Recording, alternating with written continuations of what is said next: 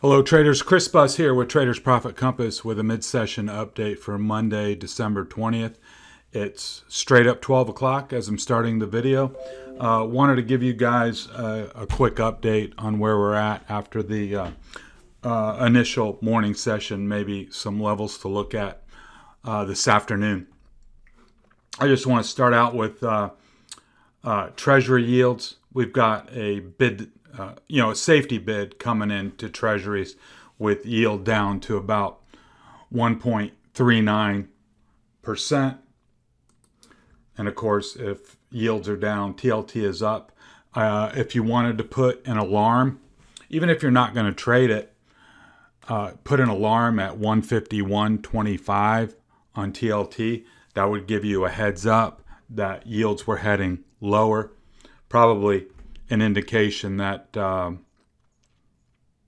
more selling is to come in equities. Hard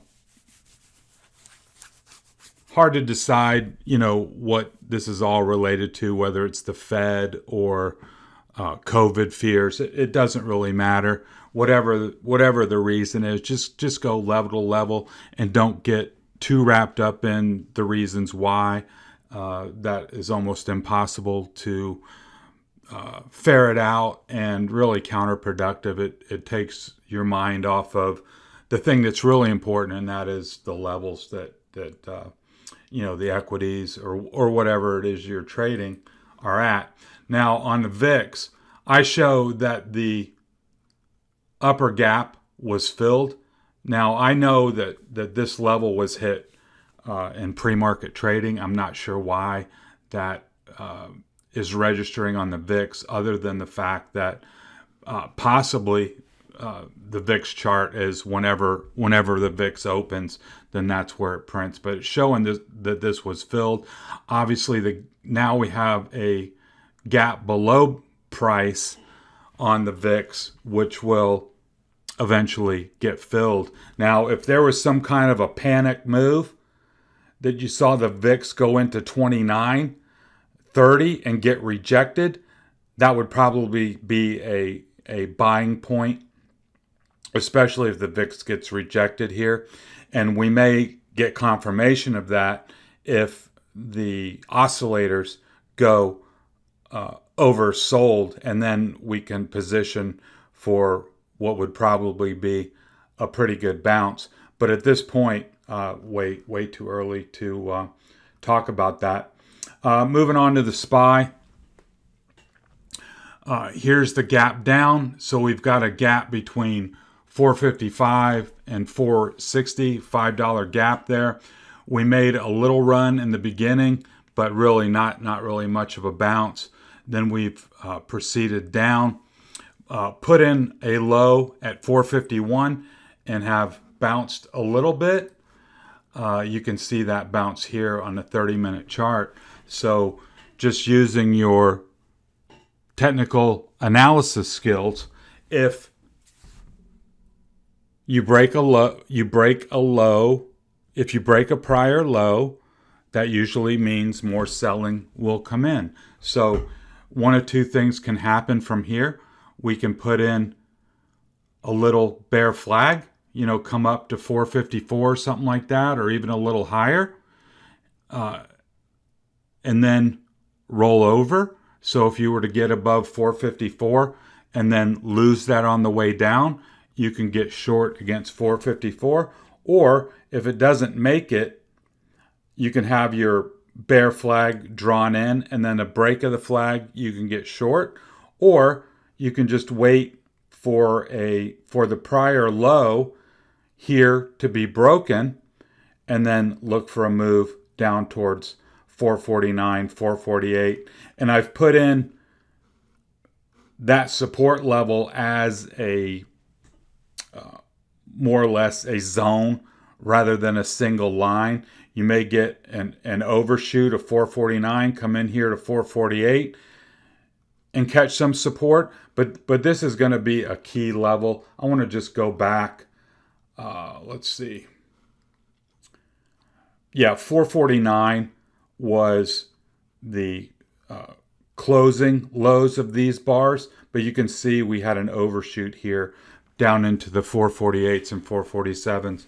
So don't think that you can't, shoot past a line if the selling intensifies. So that's that. Looking at the Qs, we've got a gap here from, what is it, 381.50 to 384.50, let's call it, right in here. We made a little run, but really, again, really didn't make much progress. Trying to hold this prior low right here at 379.50. You see it here. We had a look below, and then they bought it up a little bit to try and save it. You can see it here with that bar. So the same thinking would apply. I think you want to be in the mindset of fading or selling the rips. And the only thing that would really dissuade me is if you got a move into the gap, and that would be a definite long, because this gap will get filled at some point. I don't know if it'll be today or whenever, really doesn't matter. But whenever you move into an open gap from below, that's always a buy. So whether you were short or covered your short, doesn't really matter. See how far this little rally will go. And if it gets up to 381, that would be a point where you want to watch it closely. And if you were so inclined, you could put on a short here at the gap entry with a stop just above. And then if you get stopped out, you quickly reorient to the long side and look for a gap fill. And there's some little intermediate resistance points along the way that you just want to be aware of in case, you always want to anticipate the gap fully fills. But in this particular instance, there are some intermediate resistance points where price may have a little bit of trouble heading north. IWM, clinging to 210. That remains your line in the sand for IWM. Here it is on the daily chart. We talked about it this morning. Probing that test of the lows of this big consolidation rectangle that's been going on for a year now. So wrestling with that support, and support is support until it breaks. So 210 remains your line in the sand. And you can see here we took a little look below this morning, and now they bought it back up to, quote, save it. We'll see how that pans out over the hours and days ahead.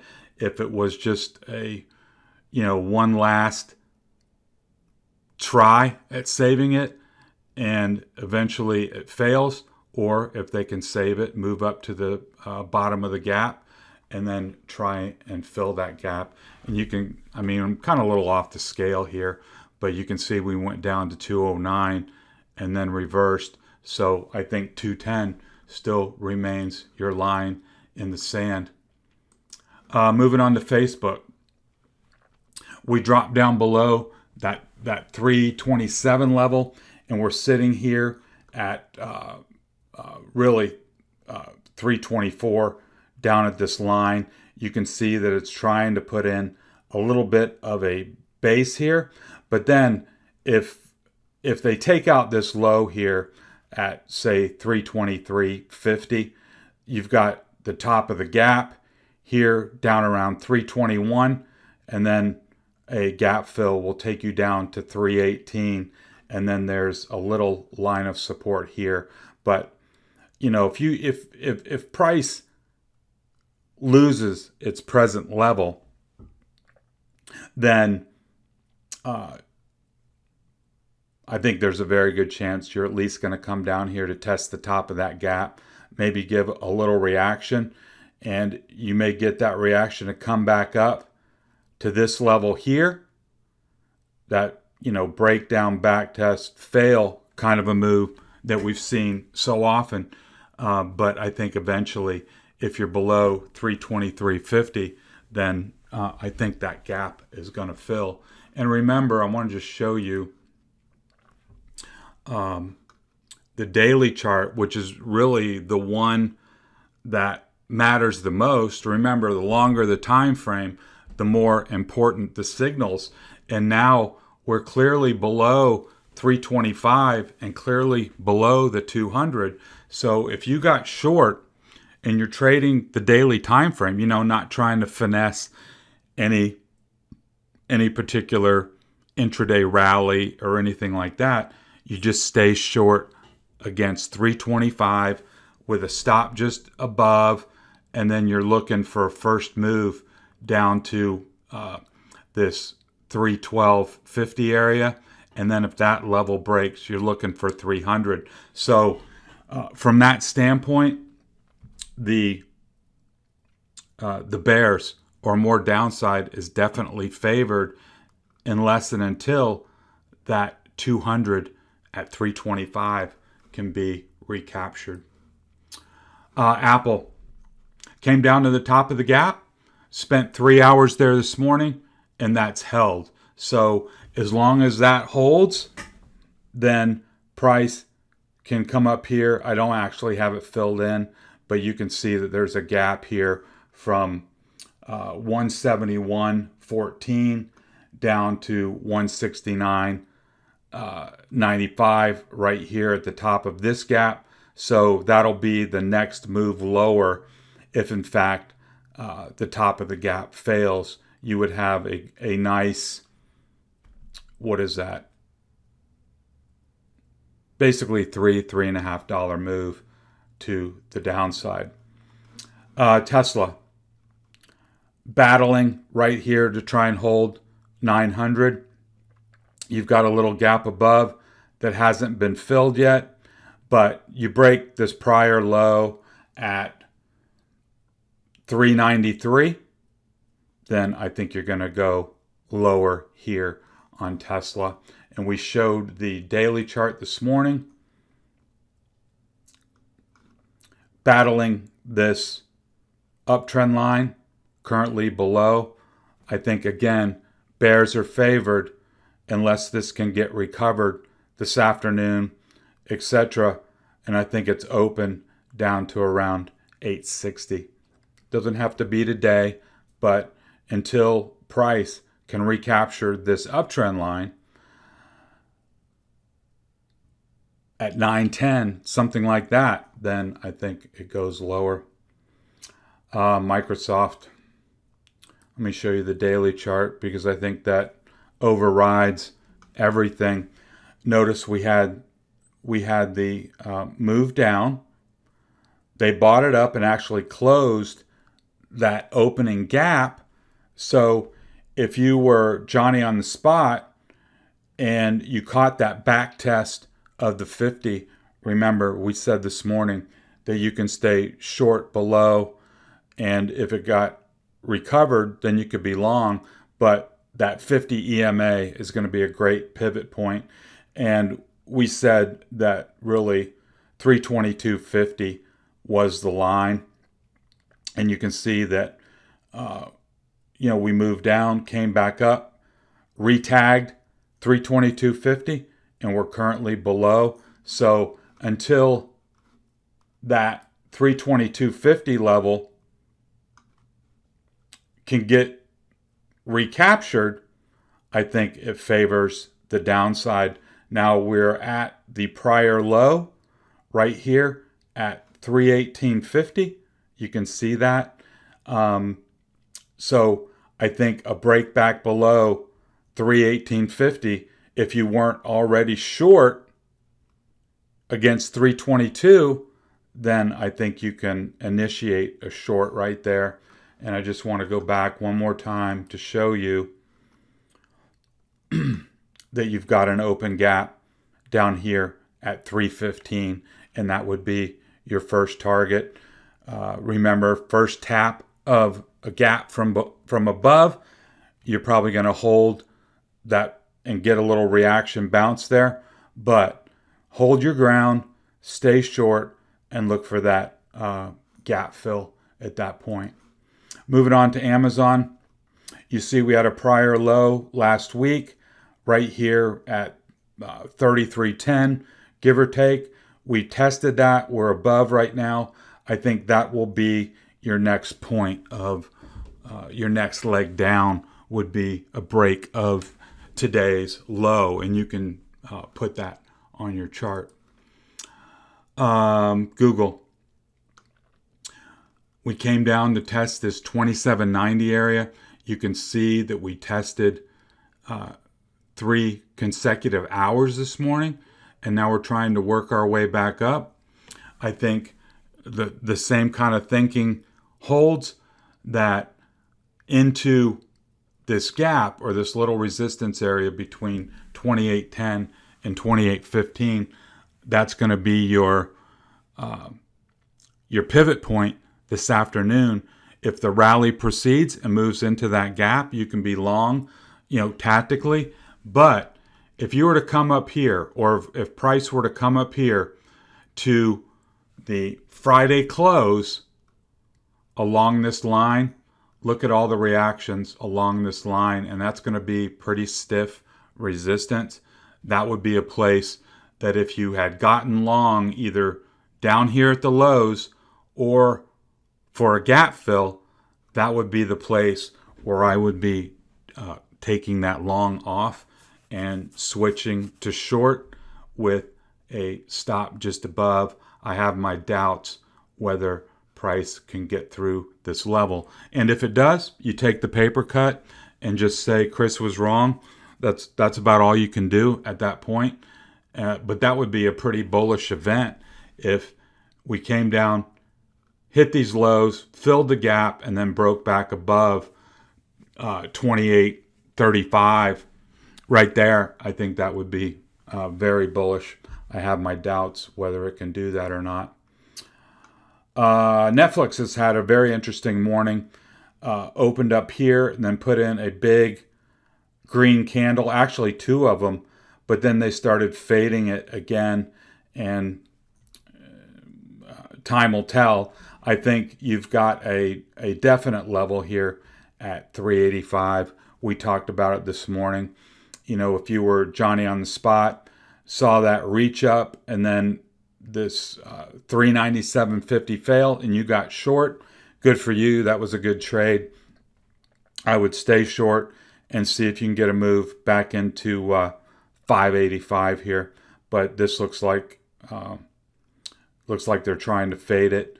If this afternoon, if you find that price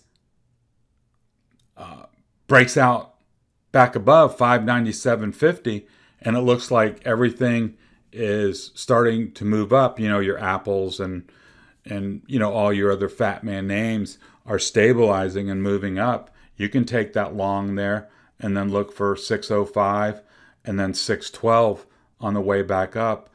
Notice that on your indicators, they're still rising.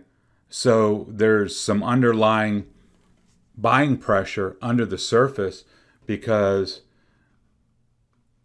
your PPO is rising and your RSI is rising. So from that standpoint, the indicators are kind of telling you that there's some buying underneath the surface. And if you were to get the technical breakout here of 597.50, I think those would be supportive of higher prices. Now, semiconductors is a different story because we opened the day down, and then you can see this reach up candle actually closed the opening gap, and then it has moved lower. So I think the play here, and I just want to show you the daily chart because it's so important. You're below the 50 right here at 292. So I think you stay short against that, and then you're looking for a move a lot lower. So stay short against 292. If you break back above that, just close it out and then wait for another entry point.